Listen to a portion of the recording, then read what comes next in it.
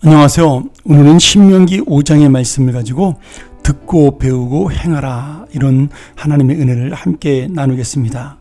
오늘 신명기 5장에서는 이스라엘 백성을 통해서 하나님의 뜻을 이루기를 원했던 하나님의 마음이 십계명이라는 그런 귀한 하나님의 율법으로 전해졌고, 그것을 통하여 하나님의 뜻이 이스라엘 백성을 통해 이루어지기를 원했고 하나님 나라가 세워지기 원했던 주님의 그 뜻을 말씀하고 있습니다.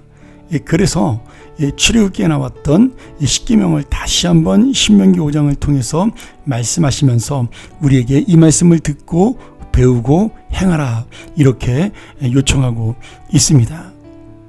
자, 하나님께서 여기 우리에게 원하셨던 듣는다라는 말씀, 배운다라는 말씀, 행한다는 이 말씀을 우리가 한번 깊이 있게 생각해 볼 필요가 있겠죠.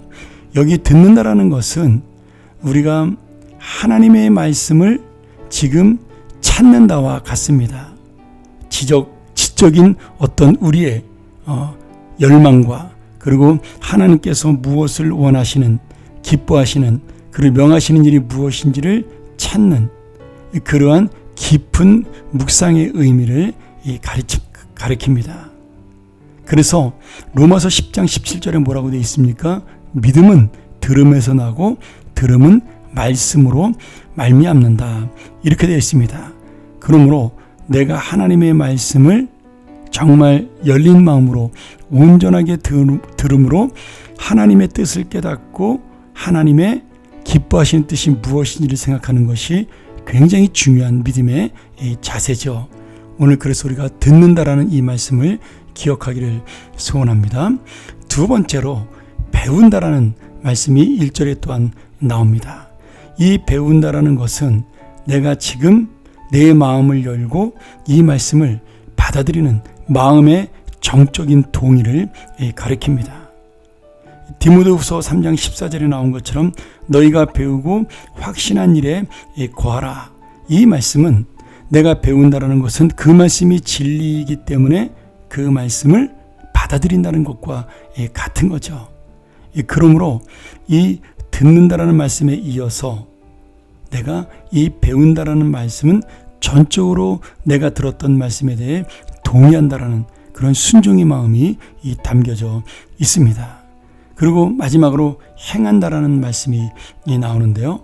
이 행한다라는 말씀은 우리의 손과 발, 우리의 모든 삶 가운데 하나님의 말씀을 부지런히 지켜서 살아가는 의지적인 그러한 삶의 실천을 의미합니다.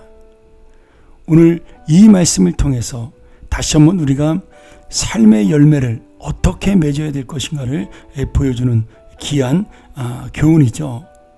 우리가 맺는 열매가 어떤 열매이든 그것이 바로 하나님의 말씀, 하나님의 뜻에 따라 열매가 맺어져야 그것은 바로 지은, 바로 세운 집과 같다라는 겁니다. 마태복음 7장 26절에 뭐라고 되어 있어요? 말씀을 듣고 배우고 지켜 행하지 않으면 모래 위에 지은 집이라고 말씀합니다. 비가 오고 창수가 나고 바람이 불면 그 집은 무너지죠. 여러분, 집이 지어졌다 하더라도 그 집이 어디에 세워졌느냐? 바로 하나님의 놀라우신 그 말씀 앞에 세워져서 그 구체적인 행동이고 실천인 집이 단단한 집이 되어야 한다라는 사실입니다.